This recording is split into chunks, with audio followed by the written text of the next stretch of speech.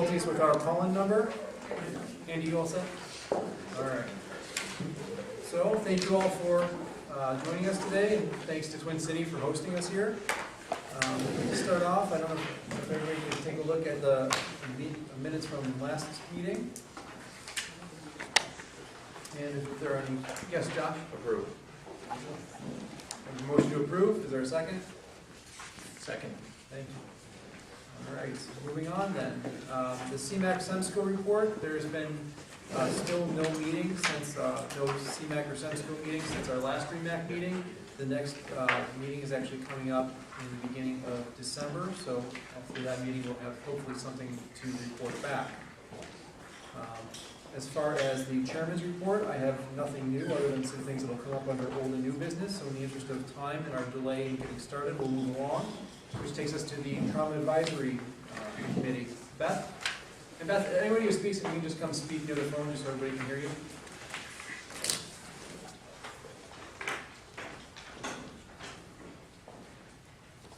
There are some upcoming courses at the Erie County Medical Center, trauma related.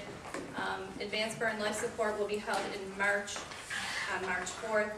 Advanced Trauma Life Support for physicians and advanced practitioners will be February 24th and 25th. There are also dates scheduled in June, July, and October. ATCN for nurses is scheduled for February 24th, 25th, and then again in October as well. Phone number is there if anybody would like information on registering for the courses. We'd like to just remind EMS providers and instructors that the regional age for pediatric trauma is under the age of 15. In regards to burns, pediatric burns over the age of 12 will be considered for admission at ECMC in our burn unit. Those are our standing orders, as long as they're 100 pounds. But they will look at those cases individually and turf them out to Cincinnati or wherever, based on what the need is. Also would like to introduce Malachi Fisher as new injury prevention person at Women and Children's, and he just came on board. Thank you, Beth. Keeping on, the Nurse Advisory Committee report. Is Chris here, Josh? No? He had no report when we spoke yesterday. I'm sorry? He had no report. No report? Okay. What's that? There's been no meeting. No, okay. Moving along, then we'll go to the program agency reports, starting with Lake Plains. Andy?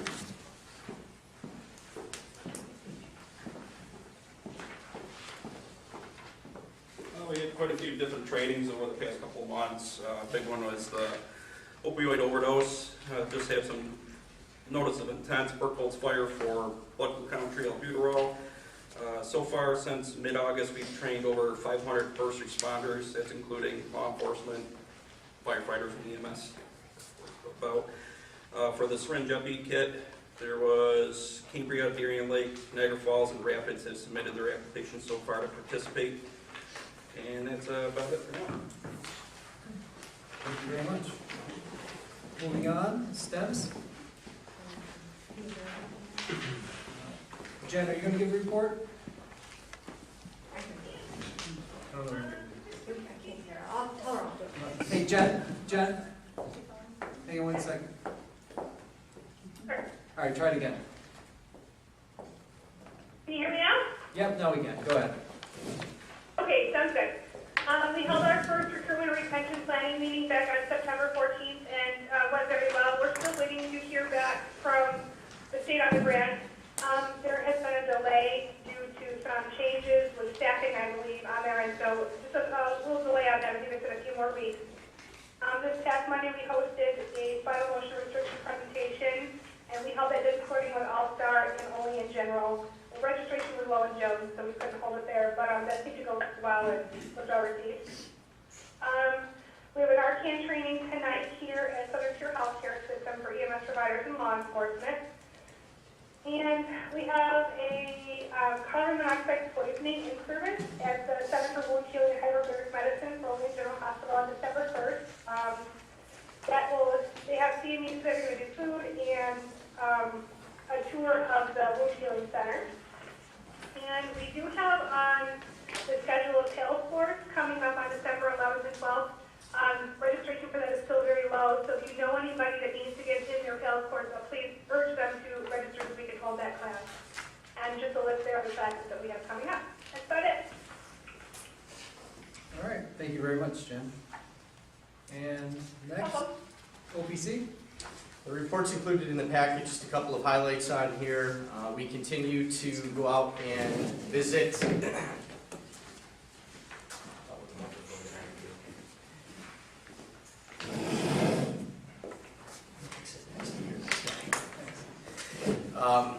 We continue to go out and do site visits at the EMS agencies to review the WREMAC credentialing, the files, the documentation, just to make sure that the information that's being reported to us is being reported accurately, and that the training is occurring, and that it's occurring in the way that is consistent with the WREMAC policy.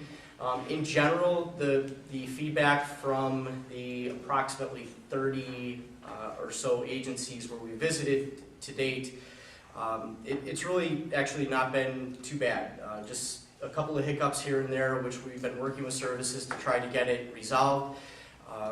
There have been some others that haven't gone so well, and some of those services end up with a follow-up visit just to make sure that the corrective actions have been put into place.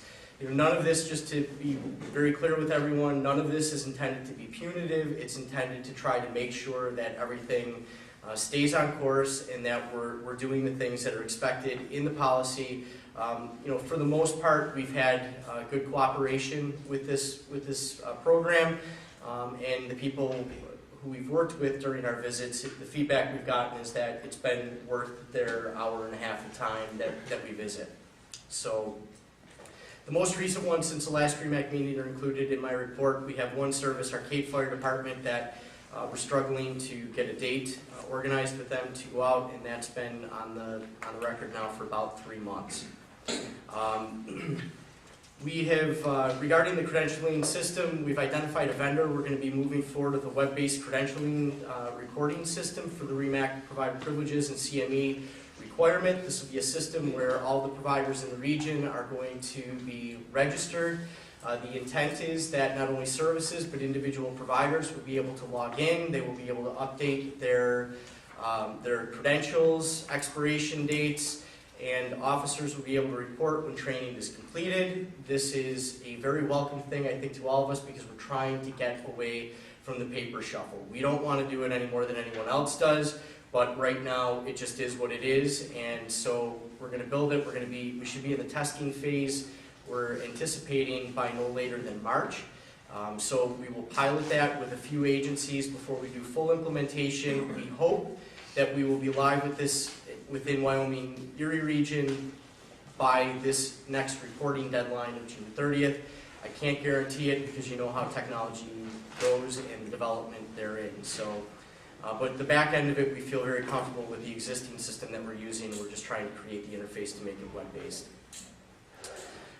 We did hold the WREMAC preceptor training course, which was held last week Thursday on the 12th. We had 25 providers go through there. The approval process for the medical directors we handled a little bit differently this time than we have in the past. Previous courses, we put it out there. We've asked for people to sign up. They take the class, they fill out the registration form, and then we bring them back, and then we find out they never filed a provider privilege application. Then we have to track the medical director down, and it goes on and on and on and on and on, and then we get stuck in the middle for something that we probably were well-intended, but was the wrong place for us to be.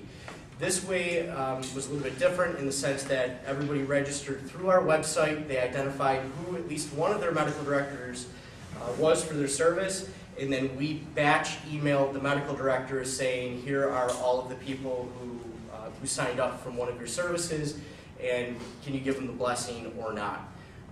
So it worked out pretty well. The only thing we did is we had the cutoff date a little too close to the course date. Next time we'll back it up a little bit. So if you didn't get an email from us, it's because you didn't have anyone from your service who is requesting approval to take the class. But other than that, medical directors were very responsive in getting back to us, and so we didn't really experience any hiccups with that. Check and inject program is out. Within the last couple of days since I've done this report, we've had a few additionals who have come in requesting to enroll in the program. Monday night, I presented in Wyoming County. I expect the vast majority of all the services out there are going to do it. One of the services showed me an invoice for EpiPens. Theirs was $863. I said it was $750. I stood corrected. And so we expect some cooperation and wide implementation on that. Just so everybody's aware, we're asking that services, rather than file directly with Rochester when they intend to enroll in this program, we're asking them to register with us because we really need to be the gatekeepers of who's doing what within the region. We need to know that. You guys need to know this. New York State wants us to know what's going on, and so that's what we're asking. If it doesn't make it to us first, we have ways to catch it on the backside. It just may not be in real time. The rest of the stuff is in the report. I do want to go back. I want to go back to the credentialing. The credentialing outcomes for this past year, and just tell you some of the things that data that we've received as we've been analyzing it. In Wyoming and Erie County, there are a total of 1,983 providers that are certified and affiliated with an agency between the two counties. Of that, 1,479 are basics, 84 are AEMTs, CCs are 11, and paramedics are 292. So these are people who have a valid New York State certification and they're affiliated with a service. Of that, we have 164 providers, which is 8.3%, that are offline for non-patient care related issues. So in other words, they didn't meet the annual training requirement, or they have an expired CPR card, ITLS card, whatever it is, and they were reported as offline. How many? 164, so that's 8.3%. Of that, 81 are in one agency, so that leaves 83 in other agencies. So if you back out that one service, that means that 4.2% of the providers in the Wyoming area region are currently offline. That to me is kind of staggering, but providers who have not renewed their certification since January 1st, so in other words, they didn't renew, they expired, they were previously registered with us, which this should be pretty close to accurate because we're in the now third year of this policy and everyone should have been registered. We've had 72 providers since January 1st who have not renewed their state certification. 54 of those are basic, 5 are CFR, 4 were intermediates that didn't transition to AEMT, and then 9 are paramedics. So that's 3.5% of the providers since January 1st who haven't renewed. I wanted to share that with you because I thought that would be interesting data, at least to this group. We always talk about recruitment and retention and how can we change this, but as we look at this, the largest percentage of our providers are actually already certified, they're already affiliated with an agency, but yet they're offline because they're not meeting the requirement. How many new providers came on board? I wouldn't know that. We have no way to really track that, but that's something we could ask New York State to provide to us, and they could do that. The only trick with New York State data is that it's done by provider's home address, so it shouldn't vary too much. It doesn't necessarily mean that where they live is where they play, so to speak. In the volunteer world, it certainly probably does mean that, but not in the commercial world. The other thing I think that would be interesting is out of the 1,983, there's a number of providers that have affiliations with more than one service. I think the last time we looked at this, about 1 in 4 providers actually had more than one service affiliation. So that's just taking a bigger responsibility and putting on the same number of providers. What percentage of those would be active duty? Because I know mine was put in suspension when I was on active duty, and when I came back I had 12 months.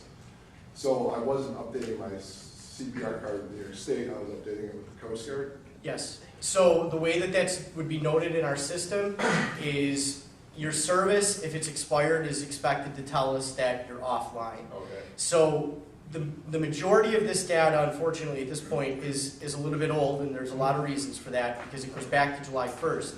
But there's actually a number of services that have begun to routinely update us. So if somebody was noted as offline on August 1st, because that was the reporting deadline, they may have provided updated expiration dates for CPR or things like that. We would have updated our system, and so this data would be current. It is a blend. It's not perfect, but at least gives us an But idea. I ran into the issue of, when I was deployed, due to 800, I was an EMTI. Mhm. When I came back, they wouldn't give me my EMTI, nor give me the bridge course for it. Well, there really isn't a bridge course, but military in general gets special treatment within New York State. And so you would get extensions and things like that, so you wouldn't lose that certification.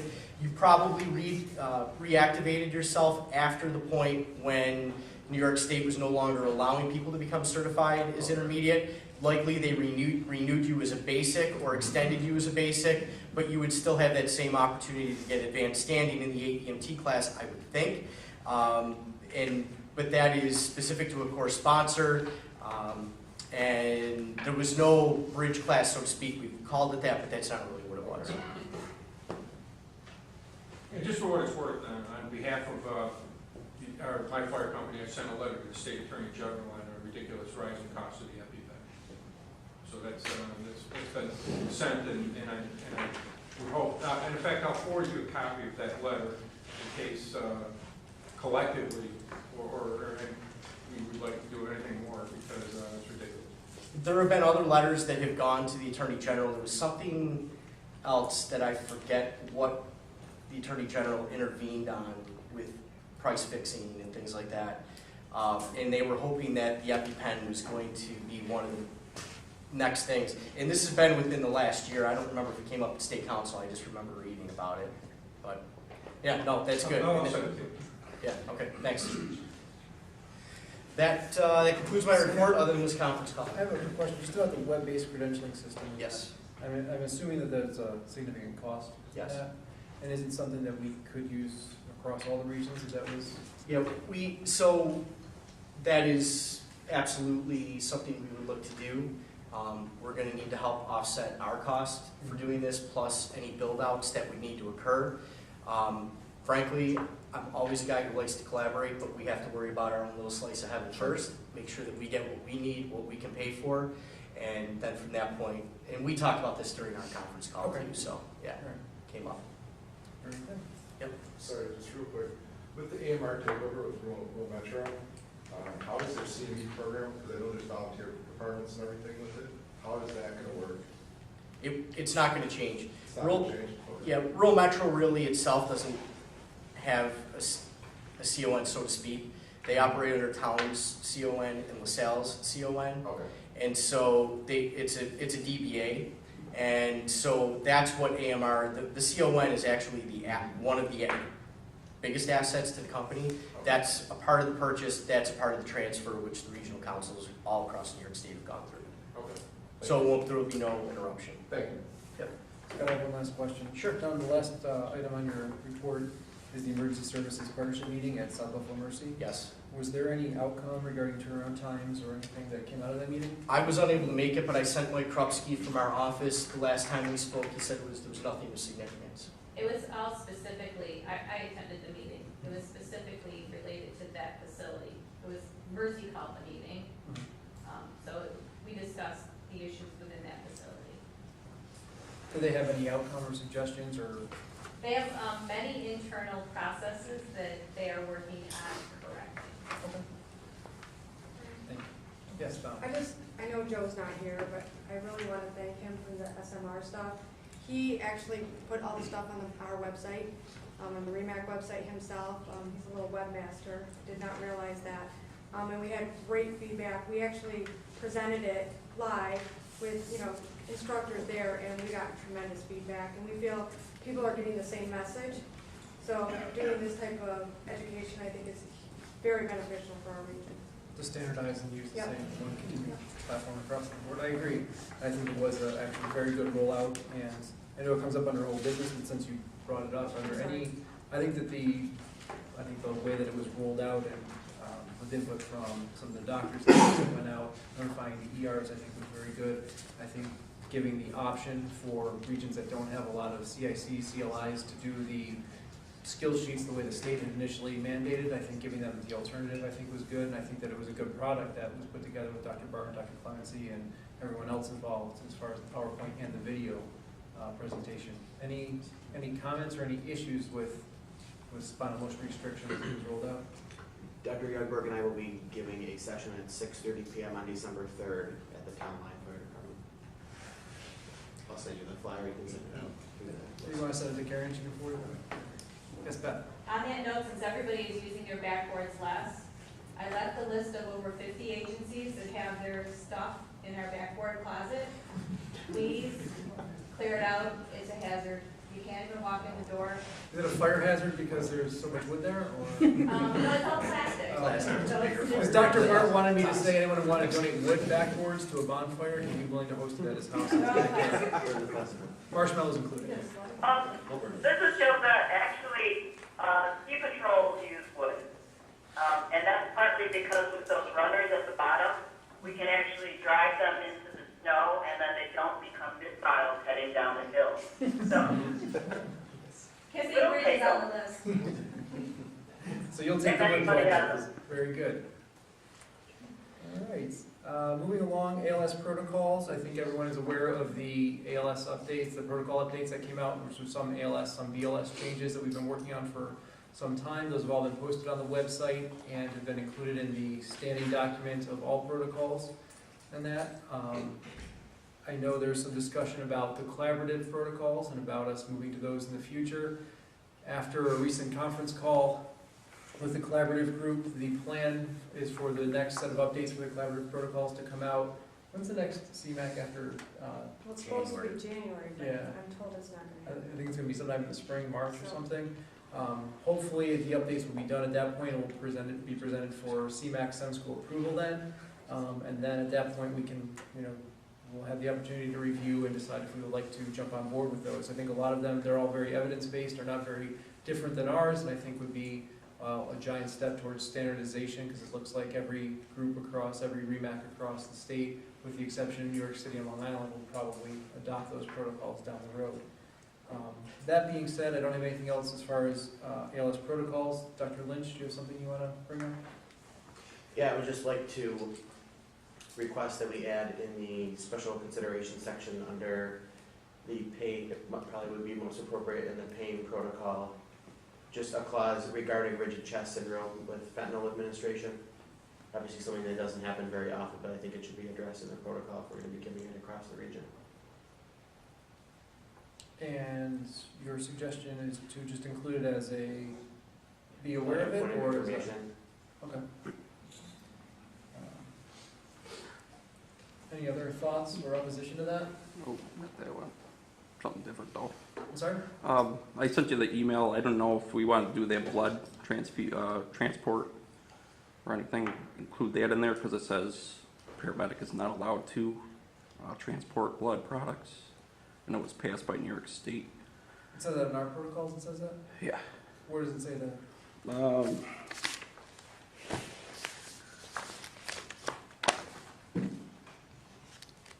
In the general, I can't remember which one it was.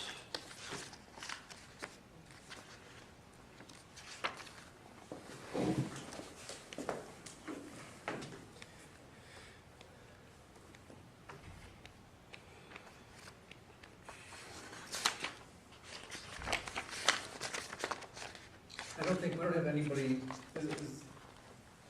I know the state has approved it, but has the education not been rolled out? Is there anybody there that's doing? Well, because of the steps, I know that you have to have affiliation with blood bank, and I know that some of them are working on that, specifically CMC. The impact is probably pretty small. I mean, we're talking about either Rural Metro or Twin City, Mercy Flight, and Trans Am. So, Maybe All-Star. yeah, and All-Star, right. Todd, are you on the line? Yeah, I am, but I'm having a tough time hearing, guys. Where, I could make out the executive producer, Joe Mark, but that was about it. where do you stand as far as blood products and that in your agency? We're in the process of rolling out a training program, working closely with the Alien General's laboratory department. I've stolen their PowerPoint and plan to move forward on that soon. Okay. Andy, where is that in the program? It's on page 58. It goes alongside with the inter-hospital transport protocol for operations. Down at the bottom in the key points considerations, it's New York State DOH regulation. Blood transfusions or blood products may not be initiated or transported without a nurse present. It probably goes alongside with the REMAC inter-facility transport protocols as well. Okay. All right, so clearly that needs to be addressed now that the state regulations have changed.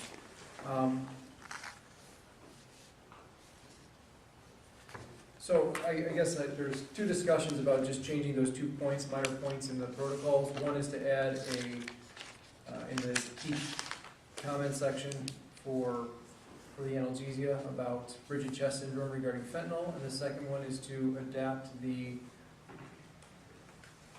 wording regarding blood products in our protocols to allow for the new state changes. Any other discussion or comments on those? I think those are pretty straightforward.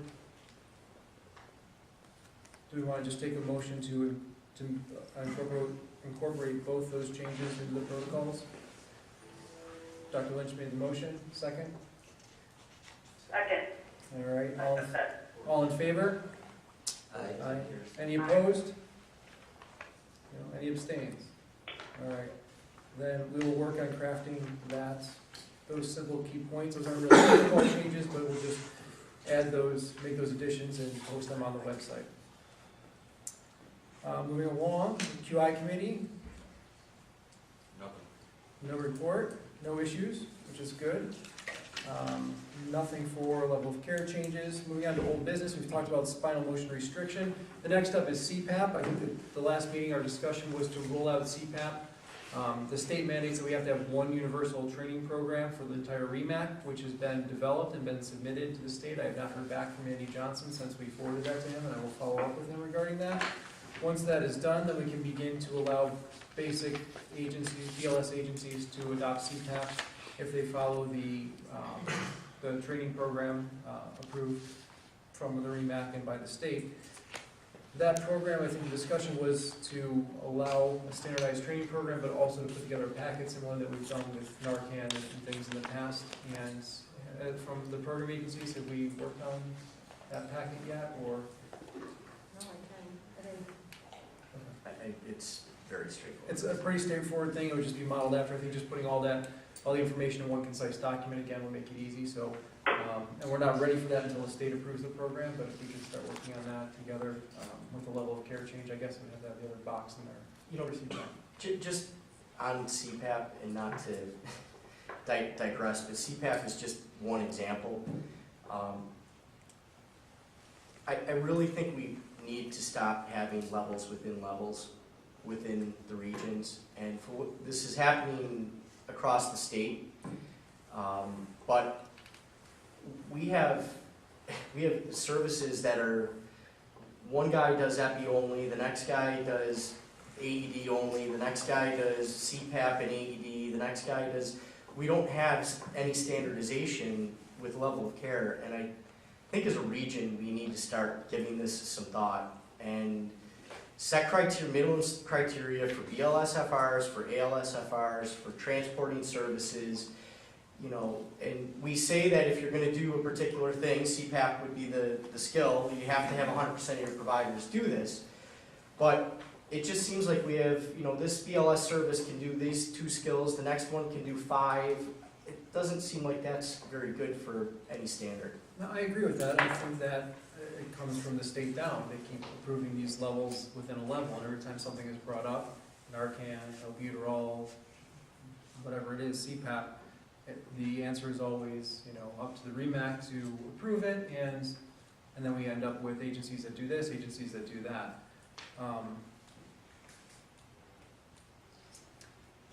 That being said, I think that that's an important topic of discussion. Go ahead. Sounds like a good topic for the ad hoc level of care and standards committee, chaired by Dr. Clemency. Yeah, I think that that's something that, I think it should be addressed, and I think that, I think those are really good points. I think that, we've come to the point where a BLS ambulance in this day and age, at one point glucometry was new, albuterol was new, EpiPens were new. Now I don't know that there's any BLS agency that shouldn't be doing those types of skills. That's a BLS skill across the country, and we probably need to be on track with that. If the state is going to allow all these willy-nilly different levels within a level, then maybe we should standardize across the region as a REMAC, and I think that we need to make that happen. So, It makes it hard when we're doing credentialing too, Oh, yeah. because we might want to test them on the EpiPen and they're like, well, we don't do it. In that agency, but they're belong to two, and they do it on the other one, so you gotta, it's a nightmare. I agree. Any other, I think that we'll forward that to the ad hoc committee, but any other discussion regarding that, or any other points that anyone wants to bring up? For or against? Brian, Yeah. Brian is from. Just a point of clarification, I don't disagree with what everybody's saying. The reason it's happening is that we have a lot of people across the state, it's a big hue and cry because of the cost involved. And a lot of these little tiny squads, every time something's added, it's another cost, and they're having issues. And they have their representatives on the state council requiring these financial impact statements, so to speak. The thing with CPAP was, the reason it was going to be left up to the region was, again, because of the cost factor. Rather than another state thing being forced down the throats of these little basic squads, they decided to leave it up to the local areas to see whether or not they were going to use it. And that was a big play in it. A lot of these units are $60 plus, and they can't get the replacement cost. I think those are valid points. I think that we also need to ensure that the standard is the same regardless of what ambulance responds when you call 911. And if the state isn't doing it, I think we need to look at it at a regional level. I think that that's a concern as far as what we do include, what we don't include. Maybe we will still have some optional things, or maybe we'll have none. And I don't know what the answer is, but I think we at least need to meet, convene the committee, and begin to discuss that. So anyone who's interested in being part of that committee chaired by Dr. Clemency, then you can email me or see me after the meeting, and we'll try and set up a date or a conference call to meet and discuss that further. Next, under old business, it's not on the agenda, but I just want to bring up real quick, the program agencies met regarding some, at the direction of some discussions at the last meeting about provider privilege applications and the CME policy. And I don't know, Andy, Donna, Scott, if one of you want to address the discussions of that conference call, outcomes. Thank you for going by the phone and getting the other. What's that? They can't hear if you're not by the phone. Oh, yeah. Oh, tell them to come to the meeting. Run a bus. That was a joke, by the way. I know you heard it. So the REMAC provided privileges in CME 2013-1, the REMAC policy, which we are now into really our third year of implementation, well, full rollout with it now. We've learned some things as the program agencies. Agencies have learned things going through it. We continue to learn each day. There are some things that have been brought to our attention that we've discovered that we feel needs further consideration and action by the REMAC. So we had a conference call on October 19th, and the report that you have in front of you, I'm not going to read everything that's on here, but there are some questions that we need further clarification and probably need to be adopted into the policy, because most importantly, the policy is what the boots on the ground see. So the officers at the agency, they're the ones who are reading these policies and trying to follow it as literally as they can. So it needs to be as clear as possible. So the first item that we discussed was skill competency validation. So the current way of doing this is that skills can be verified either through simulation, a provider could do it on a call, or they could attend medical director approved training. And so one of the questions that's come up is, does it have to be actual hands-on demonstration of the skill? And this would be an example. This is probably less of an issue at the BLS level and more of an issue at the ALS level. Somebody takes an ITLS class, and maybe all of the skills that are discussed in the program aren't necessarily tested within a skill station. and they only do that once every 3 years, or they attend some medical director training that it's a presentation on needle crikes. Does sitting in a didactic session give them credit for skills verification for that year, or do they actually need to pull out the equipment and perform the skill to get credit for it? And we've seen this both ways. Currently, as long as the medical director signs off on it and they're good with it, and the service knows that they're good with it, they report it as compliant. But there were questions as to whether you actually had to do the hands-on skill as a part of the medical director approved training, or could you just attend a didactic session on it?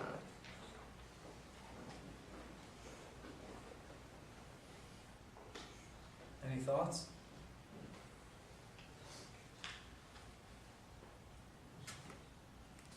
I guess my personal feeling then is that if we're testing a skill and we're requiring them to demonstrate competency in that skill, then we should have to perform the skill, whether that's in training or on an actual patient. I think watching a lecture on how to start an IV and actually starting an IV are two different skills, or two different levels of training, for example. So I think if we say that you just have to attend an educational session on it but not actually demonstrate that, then I don't know that we're providing that same level of competency that we're trying to ensure through this policy. Yeah, the question is, so this is going on currently, correct? Yeah, we've seen a mix of both. So it must be a question, again, of resources, right? Because I think everyone agrees to do a skill, to learn a skill, you need to do the skill, as Brian said. So it's a resource issue. Yeah, I mean, there's opportunities for people to become REMAC preceptors, but I think by doing that, now a medical director could say, I'm going to do a skill or a presentation on needle crike, we use that example, and I want these 10 people who may not be REMAC preceptors, and it probably doesn't matter, to assist them with doing it, but to actually go ahead and perform the skill and do it. It is an equipment issue, I'm sure. It is a personnel resource issue, I'm sure. But I think this group's responsibility is to establish what the minimum is, and then agencies need to kind of figure out how we're going to do it, and working in concert with other agencies and the program agencies and regional councils. So what are the big, you mentioned needle crike, is that the one that seems to come up most frequently, or? Well, it's more of the medic skills. It's less of the BLS skills. Trainers are out there for Narcan administration, for intranasal Narcan. Trainers are out there for AEDs. No, not everybody has an opportunity to do it, but equipment's different. So even if it's just in needle crike, you've got jet vents and you've got quick trakes and the other equipment that's out there, and it needs to be specific per agency. So if you take a CPR class and you're doing AED as a part of that, theoretically that should be the hands-on actual demonstration of it as a part of that program. So I can't point to a percentage, this skill versus that skill, but we know that it is occurring. You guys have any thoughts? I think like Steve said, I think you do have to have hands-on, watching something on intubation is different than going down and actually doing the skill. Yeah, I mean, I'll say personally, I could watch a million skills and I could read about them, but I wouldn't feel comfortable until I practice. Right.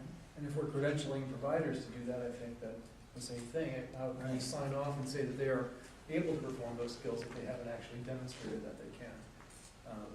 So do we need to craft, I see written here that we need to craft more precise language? Yeah, and that's an easy thing to do. I don't think we need to vote on it. I think we just conceptually need to adopt it.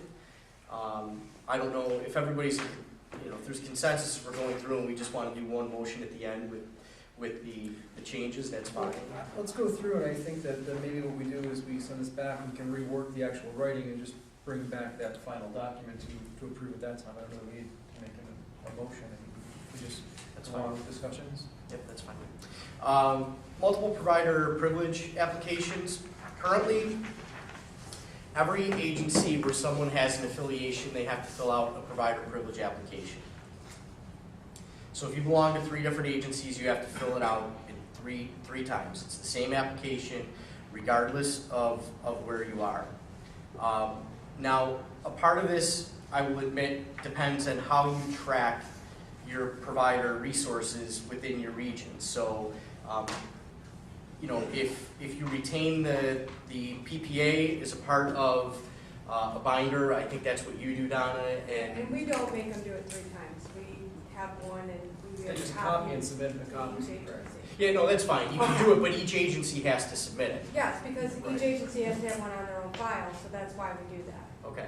And so one of the things, because we track ours, we retain scanned copies of the provider privilege applications, but we maintain a database for each provider. We have an abstract on each provider if they've gone offline, whether it's for a patient care issue or a non-patient care issue. We have that in their abstract. It stays with them forever. And so what we were trying to look toward was to have just one provider privilege application because you're applying for regional privileges. And then as you get affiliated with another agency, that agency should be reaching out to us and saying, hey, Dr. Walters is affiliated with us now.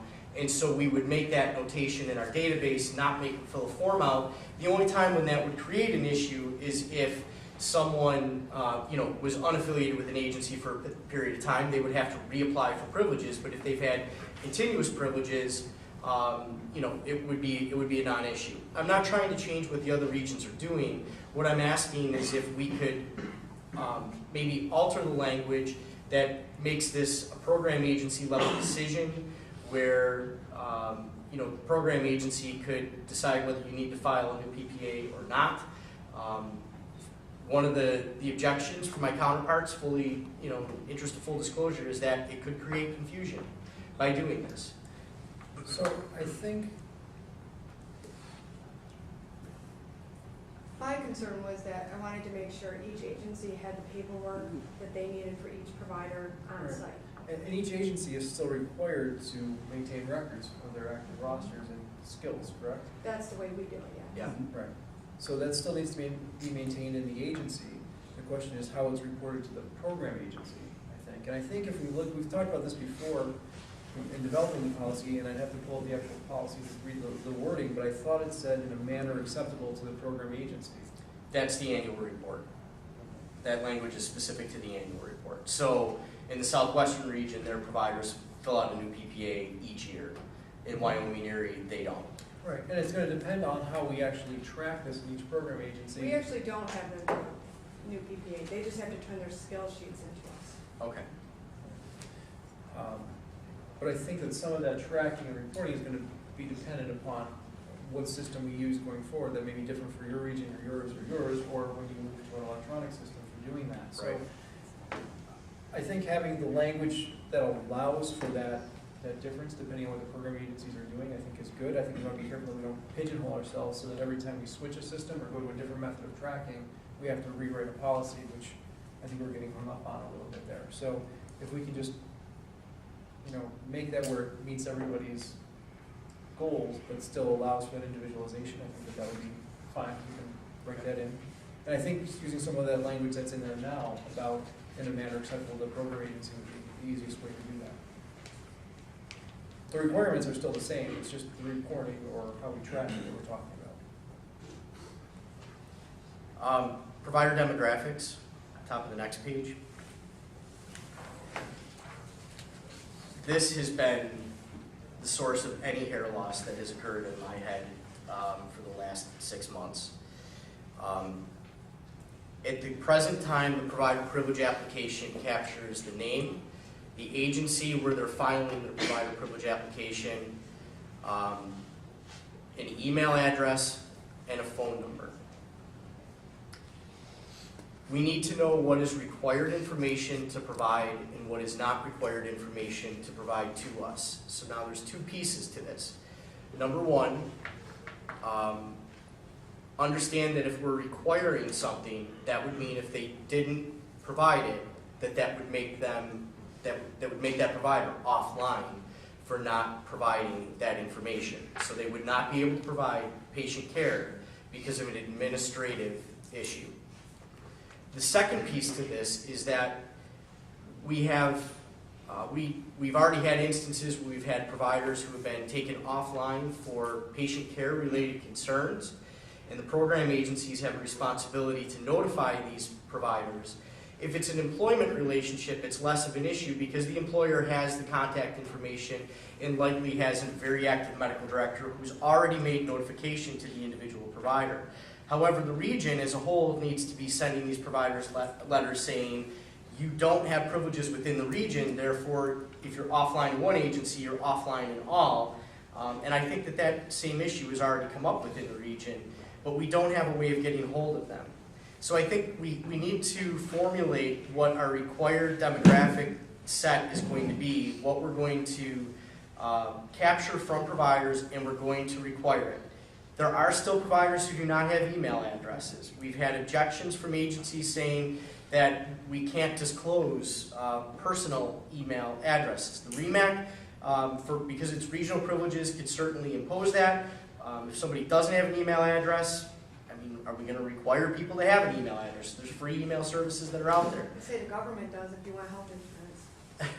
You can't get health insurance if you don't have email. We create them all the time for people. Is it an email address or a home mailing address? Is it both? But I think these are the things that we need to iron out. We have a number of providers in the Wyoming area region that we wouldn't be able to get a hold of them currently for this, and you know of our issue with one particular agency. So,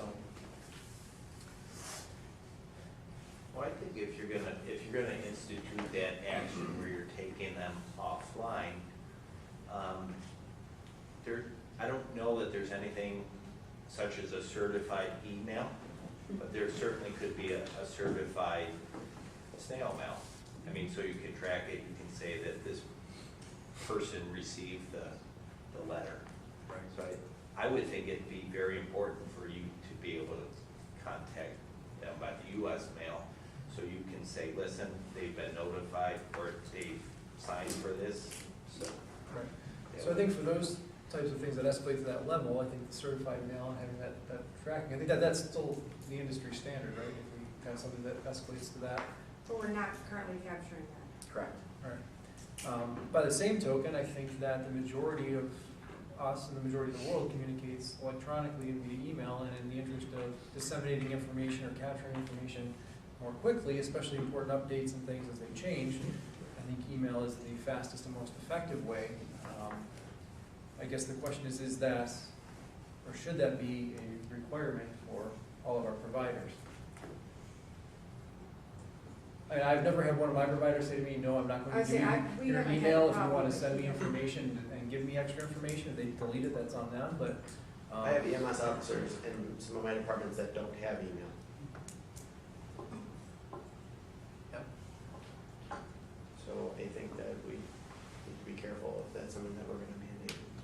No, I agree, and I think that that's, consideration. On the other side of it, we're allowing EMS providers to practice emergency medicine under our licenses as physicians. And at some point we have to say, is this a standard? Do they need to get this information and get it timely? Is that one of the things we require and expect of them to be able to perform their duties?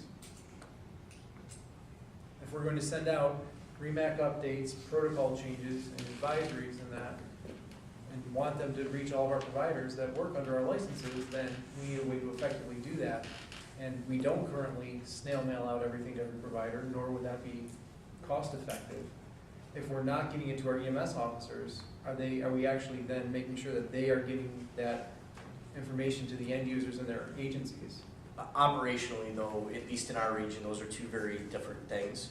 So one of the concerns that was raised with us was if we collect an email address, do we automatically add them to a list? And the answer to that is no, we don't.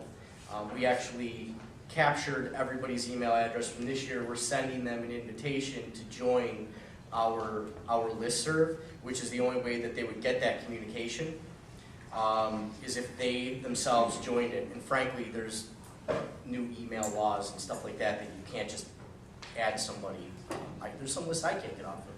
But you have to give them a method to unsubscribe and all of that. And there were concerns about people going to competitors' trainings, that they didn't want their employees to do that. So, I apologize that I had to step up for a minute, but what are we trying to solve right now? I guess I'm just not following kind of I understand there's a lot of points in here, and I just want to make sure we're having an efficient discussion for this forum. provider demographics. What are we capturing on the provider privilege application? What is required versus not required? Okay. If it's required, it means they're offline if they don't provide it. I mean, is this something better to handle in a small group and come back? So that was sent to a small group that had a conference call and discussed it. That was one of the things we required of them at the last meeting. Now they're coming back and presenting that for discussion to the REMAC. Okay. Just seems like a lot of small points of information to try to hammer out and decide today. Right here. I appreciate it, Dr. Lynch, but these are the things that we're facing day in and day out. So we have to try to make these decisions. Right, I think these seem like small, minute points, but the fact of the matter is that there are agencies that are trying to use some of these issues to not comply with the PPAs, basically. Or I guess the question is, should it be required as part of the PPA? Do they have to provide demographic information or not? What do we require of them? I mean, there's a million things that we all sign up for every day where you have to provide your address, your phone number, and your email address to subscribe to something or to enroll in something. Is that something that, as a medical provider, should they be required to provide that information, or are we comfortable saying we don't have a way of getting information to them? And that's a question for the physicians in the room. Our recommendation is that we make it required. So this would involve going back to every single person in the region who submitted a PPA and ask them to now provide demographic information. I think the requirement would be when they fill out their PPA next year, it would be required information. I don't think it would be to go back on the ones submitted over the last few months. Is that correct? Yeah, we would move forward and just, to do it all at once is awful. I mean, we would try to implement it over a period of time, and we would definitely want to have it an absolute by year date. They wouldn't have to, at least in our world, they wouldn't have to complete a new provider privilege application. You know, we would capture it differently, but. Let's say that there's a patient complaint or a quality of care concern. What are the methods, or what information do we need as medical directors to contact that person? Is it phone number? Is it their home address? Is it their email? Is it all three of those? I think that's, because it's not just they need to do this to comply with the PPA, it's. No, you've how do called we- me before and asked for providers' information. So I think the question is, the demographic information is maintained somewhere, and it's maintained at the EMS agency that they work or volunteer for. So should we reinvent the wheel by creating a database, another database? I don't know if that's necessarily true. You don't think that someone volunteers for volunteer fire department, that the fire department has the address? I don't always think that's true. No. I would find that hard to believe, but I would think that. I can't call them right now and get a list with everybody's name, address, telephone, because they don't have it. A commercial EMS agency No, or a not a volunteer commercial. fire? I'm dealing with a lot of volunteer, changes EMS captains every 6 months. No one knows where paperwork, that's why these are so important to us, so that we can maintain all that. So that I can go to the medical director and say, you're a medical director of an agency and I have all this information for you. And I know it's being maintained. You have a point? Yeah, well, I agree with the certified mail thing, and you can send an email all day long. I mean, there's no proof that the person got it or read it. And all the PPAs are signed off by somebody from that agency, and that agency person should be the one responsible to make sure that all that contact information that they possess, and that should be the person that the REMAC or the Office of Pre-Hospital Care would contact, is the person that signed off on that. And when you're signing off on that, you're saying that, hey, I can get a hold of that person anytime you need it. But to require an email, with my volunteer organization, I had people to say, I'm not going to give it. And then to take privileges away from somebody on a simple administrative thing like you referred to, Scott, I think is not correct. So let me take the opposite stance and say, as a medical director, if you, per se, are practicing under my medical license, why would I not want that information available to me anytime to call you? Why would someone say to me, I want to practice medicine under your license, but I don't think you should have my email. I think that's an issue if that's the type of mentality we have in our EMS community.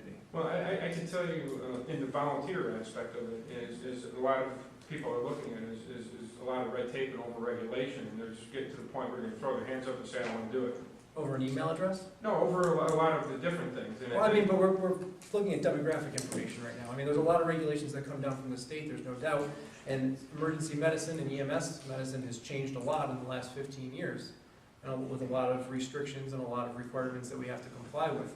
But we're really talking about getting information out to the people that need it. How do we disseminate that information? How do we contact them? How do we address quality of care concerns?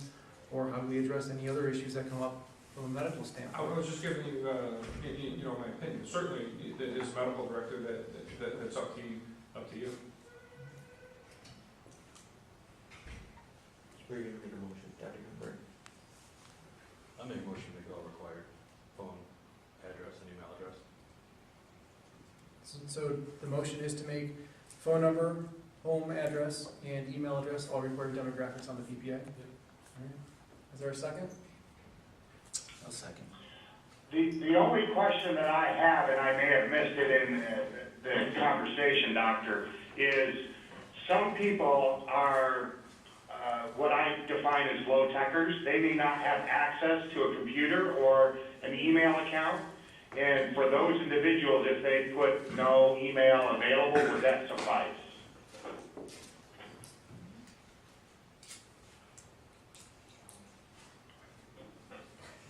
I think if we, here's my personal opinion, if it's required, it's required. If we allow that, then I think that we haven't closed the loophole. So I think we either make it required or we don't, but I think that making it required and then giving the option to opt out is not closing the loop.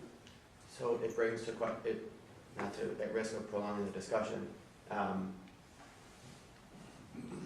do you police that? So you get a provider, you get an application and there's no email listed on it. So I'm not suggesting that we would decredential somebody because they don't provide their email address, but this comes back to everything that we try to implement and mandate, and the program agencies probably feel this in painful detail about, so now what do I do? If someone says they don't have an email address, they don't have a computer. Then I would create one for them. I would bring them in my office, Okay, create that's a a great Gmail idea, for then. them. We do it all the time for health insurance. Underneath the program agency's server? No, I just give them, Donna came at Gmail, I show them how to set it up, show them how to check it, and now they have an email account. They're all free. Okay. I mean, I would have to assume that we're dealing with a small number of providers that don't have an email address in this day and age. So we had a motion and a second by Dr. Lacombe. Then the motion is to make required demographic information for the PPAs to include home address, telephone number, and email address. All in favor? On the question? Aye. Great, stand by. Should we put the responsibility of the provider for updating the PPA if there is a change in address or phone number? Or should that just be gathered on a yearly basis, or? I think the way we all probably pretty universally do it is we send the agency a list of who is registered with, it now doesn't have the home address, it has an email address on there. And the agency has a responsibility just to look at it, make sure that if anything's changed, they notify us and then we update it. Just a friendly amendment that this would go into effect as the next batch of PPAs go out. Correct. All right. We'll try again. All in favor? Aye. Any opposed? Aye. Any opposed? Any abstentions? Then the motion carries. Okay, the last two things are very quick. The provider privilege application statement and the attestation statement that is at the bottom of it. The attestation statement is really specific to the individual provider, which just says that everything that they provided was accurate. The officer's responsibility who signs next to the individual provider, that should not be there. And the way that it reads is it's like the officer is attesting that all the information in the PPA is accurate, and they can't attest to that. So that at the officer's signature actually is going to move up to the top of the form where all of the expiration dates are listed. What is happening very frequently is PPAs are coming in, they don't have accurate expiration dates, or the EMS representative for the agency never looked at the cards to validate that the information that's presented is accurate. And so the officer will now have a responsibility to actually physically see the cards, and they will sign a separate attestation statement that will be at the top of the form saying that they saw everything, that that information is absolutely correct as it's being presented. There's really nothing up on that, I don't think. The removal of the date reviewed by the medical director, that would come off of the form that's on the bottom of the form. Not all the medical directors look at these things. We provide reports to our medical directors. They know, who's affiliated. We're going to pull that and give us a little real estate on the paper. The last thing is procedurally, notices for the REMAC for either providers or agencies rather that are non-compliant with the program. We have a boilerplate letter that the program agencies utilize for agencies that do not file a report with the program agency by the deadline. The question is if an agency doesn't provide the requested information after they get that certified REMAC letter on step 1, we should have a process in a boilerplate notice for notifying the services that they are offline moving forward. That's not something the program agencies have the authority to do. We contract to support you. This is your program, and the REMAC is who takes them offline, or the medical director. But right. I think we've talked about similar standardized templates before, and I think we have some of those that exist now, so I would move forward with supporting that. I think if we can just take some of those points that we discussed and rewrite the language into the PPA policy, that then we can bring back for final approval. I know that this has been a pain over the last couple of years with PPAs and seems to keep coming up over and over again. It seems like every time we implement a good process, there are ways to circumvent it or issues that arise. And I think that sometimes the unintended consequence of some of the language has been an issue. So I appreciate everyone's patience in trying to work this out in the time that it's taken. Moving on under new business, thank you, Scott. There's an error there is no new business regarding naloxone dosing. I do have an item for new business that is not on the agenda, and that is a letter that was sent from the VA Emergency Department to the REMS Council and has been sent here. They are requesting that the VA would like to appoint Dr. Kevin McGee as its REMAC representative and request Dr. Joe Bart be appointed as Dr. McGee's alternative. Both are very active on the REMAC and in EMS across the region. And with a motion and a second, we can vote to accept them. We'll second. Okay. All in favor? Aye. Aye. Any opposed? Any abstentions? Thank you. Next, as we wrap up here, there's a few things that we usually approve en masse regarding PAD notifications, level of care changes, Narcan participation, now the Epi Check and Inject program, albuterol, glucometry, EPCRs, etc. The one question that was brought up, the one issue is that we typically handle these as notifications, as we don't necessarily limit a agency, a BLS agency from increasing its level of care by doing intranasal naloxone or doing albuterol or whatever the case may be. A question was brought up regarding one of the agencies that is on the list below, and the question was, if an agency is not complying with current policies or procedures from the REMAC level, such as delinquent PCR submissions or PPAs not being turned in, or any other form of any policy that they're not currently in compliance with, should we allow them and approve them to increase their level of care or to add on some of these optional skills if they have not demonstrated that they can accurately track and comply with policies to this point? Don, do you have anything? It actually came from my region.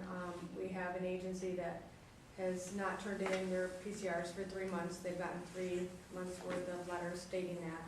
They applied to get their Narcan. They did all their paperwork that they're supposed to turn in, but one of the questions from another agency when they saw this was coming up was, how can you guys extend them another privilege when they're not even following through on the privileges they're currently supposed to be taking care of? And truthfully, I didn't have an answer, because I don't have the right to say yes or no. All I'm doing is verifying and moving it on. So that's why I brought it up to Dr. Walters, is because we would need, as a program agency, some kind of permission from you guys, where if we have an agency like that we're concerned of, that we could bring it, you guys could discuss whether you're going to deny it or accept it.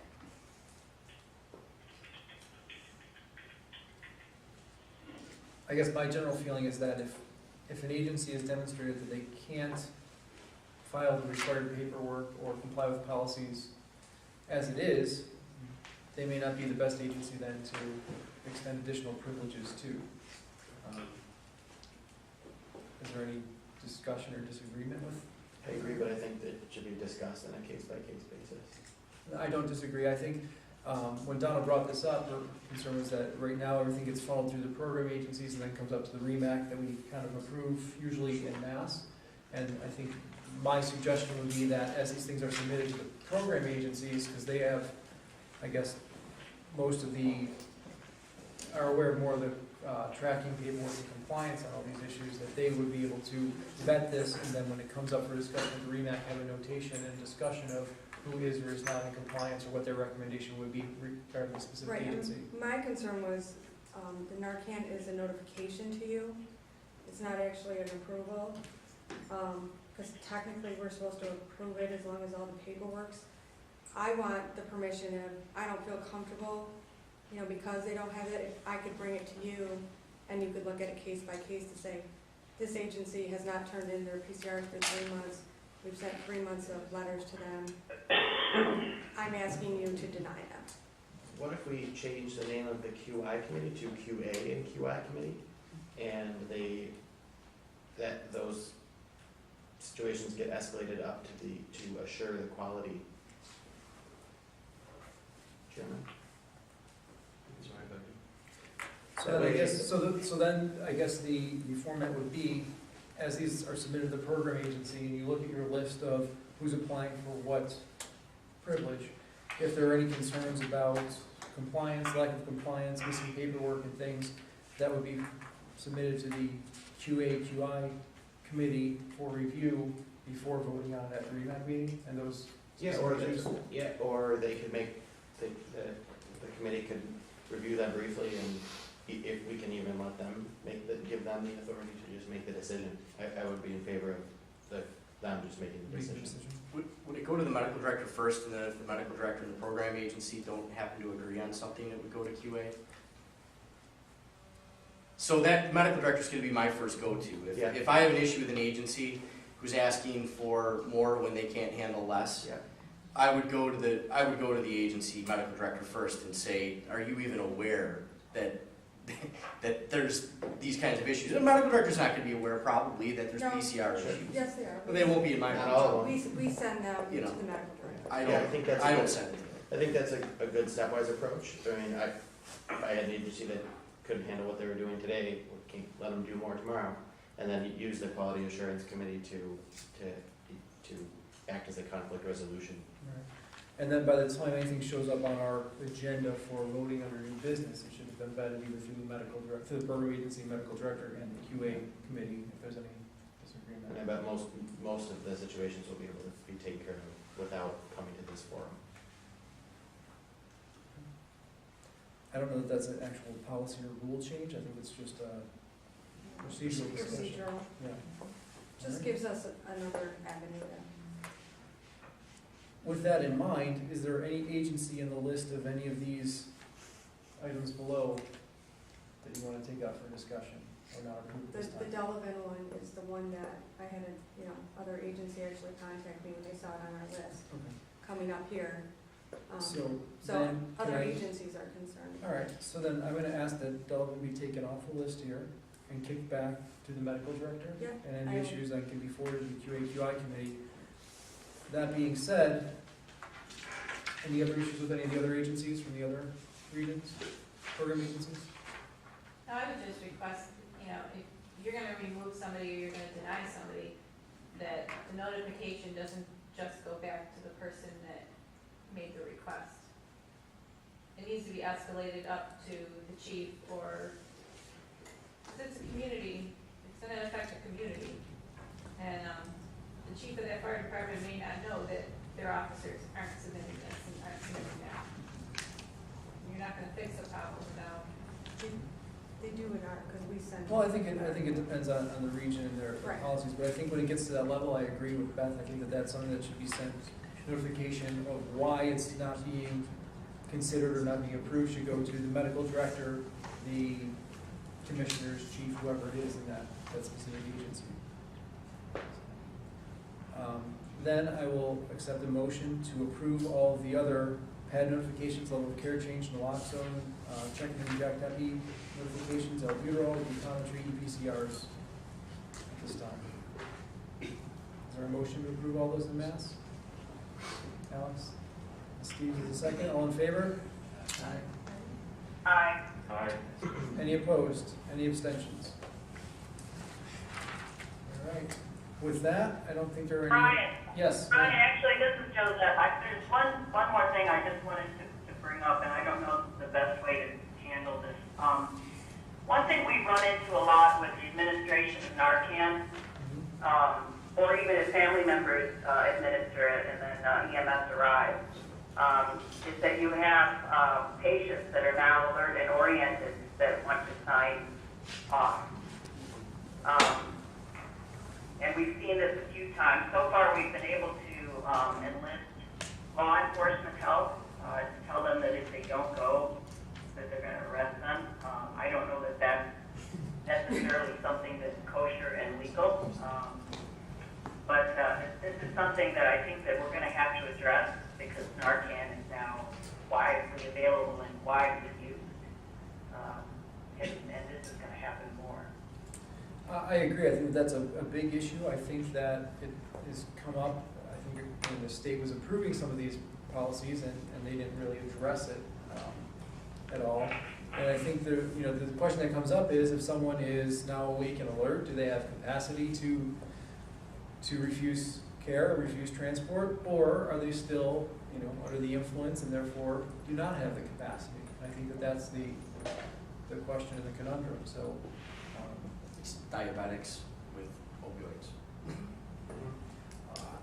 I think diabetics, you could argue, once their sugar comes up, is different. I think that if they, just because you reversed a narcotic doesn't mean that it's not still circulating in their bloodstream or that they don't have other. Of course, we know that they never take just one substance at a time. But Jose, you had another comment?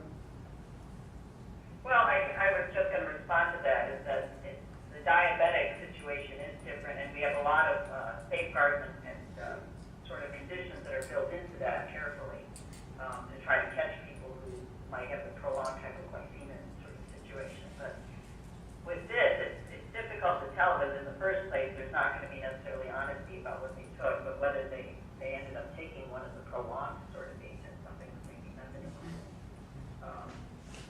So the question still arises.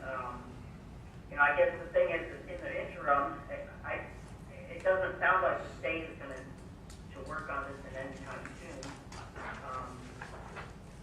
Do we want to come up with some sort of I'm not going to say protocol, but a recommendation,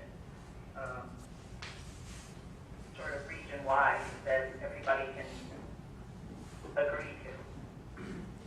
Josh? I would suggest that we treat it like a hypoglycemic sign-off, and that you have to call medical direction 100% of the time. I mean, there are rare occasions that I will let someone sign off after they are reversed. It doesn't happen much, but I think that it has to. That's a lot of responsibility to place on an EMS provider's shoulders to make that decision without calling medical direction. So I would recommend that we put out correspondence that strongly suggests, or dare I say mandates, the medical direction call for a sign-off after Narcan was given, either by that lay person, the first responder, or the commercial defense. Is anyone aware, Tim, are you aware of any other regions, no REMS, or anyone that has a similar policy regarding this already that we could take a look at? Standard sign. I'm sorry? Standard sign. Standard sign up. That would still be my recommendation. Yeah, I think there's only two solutions. One is the law enforcement, which is questionable. And the second would have to be a statute that says if you're administering Narcan, you have to go to a hospital, because the dilemma is someone probably is competent to make a decision, so they can't be transported against their will, and yet they could end up dead, which is bad for them, bad for the family, and bad for the agency. Yeah, it's horrible for the agency. You have to answer to that. So, but I don't see a solution. At the same time, if they adamantly refuse to go to the hospital and we say you have to go, what authority do we actually have to enforce that? And I think, Josette, I think you kind of brought it up to that point is, especially with a lot of the ways that the public access or the law enforcement Narcan policies are written, they actually can't arrest and prosecute somebody for drug use or possession when they administer Narcan. So I'm not sure that we have recourse to, we can threaten them with law enforcement, and a lot of them may not be smart enough to. What's that? They put them on papers. I don't know if they can put them on papers. There's not really a tie. Technically, they can't, no. Well, they can't, because actually for the papers, they have to actually be having that behavior at that point in time. For them to administer the 2209 there. So, I guess one of the things is if we make it a strong recommendation that at least EMS has to call medical control, then the responsibility ends up back on them, the medical controller, or, the physician on the other end. It's probably more fair than it being the EMS provider being stuck holding the bag. The other thing that I'm wondering, since this is something that, it's true, this is something that actually probably legislation is going to have to be enacted with this. Is there any way that we as a REMAC body could perhaps end up sending a letter to one of the state senators or someone, perhaps even in the region, that could maybe bring this as a champion for us to the state, as an amendment to the Narcan? I think maybe one of the first steps would be for us to bring it up. The CMAC and Sensco meeting is in a few weeks, the beginning of December, and maybe bring it up in that forum there for discussion would be the first step, and then proceed depending on how that discussion goes from there, because it clearly isn't happening in just this region, but is in multiple regions. I mean, it's everywhere in the state or across the country. And I think in the meantime, I think we should also look at and see, and maybe the discussion at that point at the CMAC is to see if any regions actually have a policy about this, and if so, maybe it's something we could bring back here to discuss at the next meeting, if that sounds agreeable to everyone. Well, I sort of Googled it because I was curious, and I didn't find anything after about 3 or 4 deep with Google, anywhere. And because New York State isn't the only one that this is sort of a sexy little thing going on right now. But at any rate, it looks like a lot of people sort of are delaying to try to figure out what to do about this. Maybe in the meantime, though, we can have strong recommendations or even make it a policy addendum that if Narcan was administered and someone wants to sign out, that medical control has to be called. Now, the difficulty with that will be when BLS agencies end up responding to some of these patients. Well, they can still call medical control. I don't think that's an issue. Yeah, but to get that information widely across all the BLS agencies might not be quite easy. Because they're also not used to doing that. Right. Tim, do you have something you want to bring up? I would say the contacting medical control, I think, is important just for the concept of any difficult sign-off. But what would the difference of a Narcan administration be differentiated from any AMA sign-off? You should be using all tools to try to have that patient ultimately transported to the hospital. So to separate this out, I don't know, actually makes any sense. Is this actually a problem that we're facing? Are we seeing this a lot, or are we kind of trying to get ahead of it? Yeah, for those of you on the phone, the discussion was, should this be treated separately, different than any other refusal of aid, or is this a separate issue, or is it something that should be addressed in the standard policy? And I think it's a separate issue. I think that there is, a REMAC policy for who you can sign off, who you need to contact medical control for, who you don't.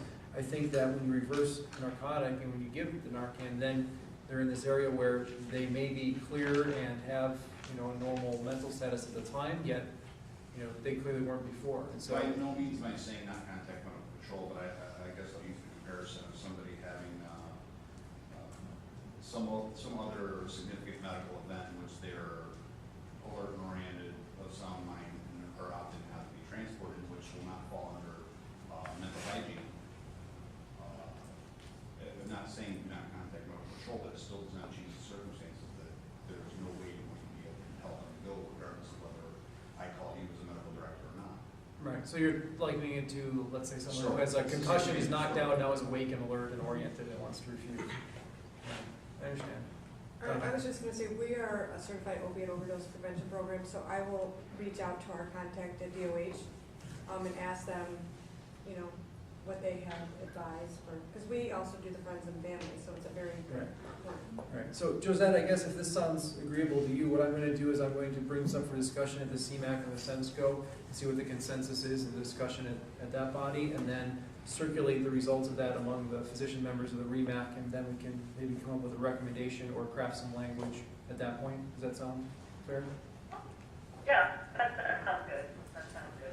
Brian, I think in the meantime, that in the refusal of evaluation, refusal of transport policy, it states that medical direction must be contacted when the patient appears to be intoxicated with drugs or alcohol. So I think that we can refer back to that in the meantime. Right, so for those of you on the phone, Dr. Lynch is quoting our refusal policy, REMAC policy right now, that says if they are under the influence of alcohol and or drugs, that medical control needs to be contacted. And so I think in the meantime, we're kind of covered, and if you follow our current policy, then we're already encouraging or requiring everyone to call medical control. One last thing. An advisory might not be completely out of order though, because we have a big portion of who are non-certified individuals who are administering Right. the medication, firefighters. No, I don't disagree with an advisory or a memo coming out. I think that if we just wait until the CMAC SENSCO discussion and then circulate that, and I think using the languages in there now as a fallback until that in the next 3 weeks, I think would be reasonable. Yes, sir. Doctor, I as a provider, a lot of times, like Dr. Clemson brought up, it's on a non-certified provider giving it to them. I would feel more comfortable if that non-certified provider was signing off on the PCR as attesting to the condition that they were prior to, and then as well as the patient before leaving. Well, if they are a non-certified provider, they technically can't document on a PCR because they're not a provider. And at the end of the day, you as a provider responding after the CFR or police officer or family member who gives the Narcan, you are still responsible for that patient, and so it ultimately falls upon your judgment and your assessment at that time. Right, I understand that. It just, for somebody who saw them at that condition, and me, obviously my assessment makes a difference, and contacting my control is in the protocol. It's just one more step for someone not to be able to come. I think that discussion of what their condition was before and what it was after the Narcan administration is what should be communicated during the calls of medical control, but I don't know that there's, I mean, I think that if you show up and you're writing your PCR, you should be describing what the bystander reported, what they did, what you encountered when you arrived. That's all standard information that we should be including in our PCRs already. Josh, did you have another comment over there? Oh. All right. Then, if there are no other issues for discussion, I will entertain a motion to adjourn. All right. Thank you very much. Thanks, everyone.